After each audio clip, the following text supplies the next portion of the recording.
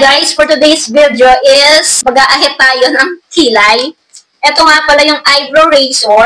From Shallow Cosmetic ko rin ito nabili. Nasa 40 pesos lang to guys.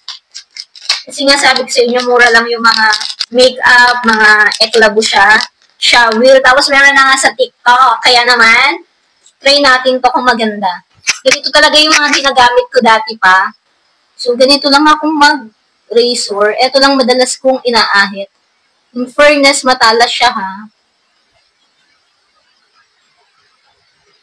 So, ayan kasi yung laging tumutubo sa kilay ko.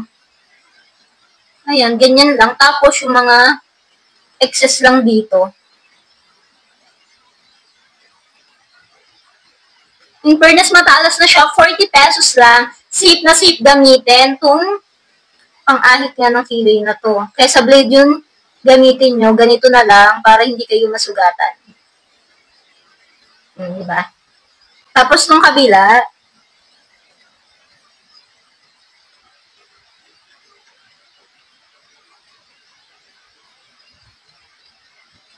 so, okay na yun, di.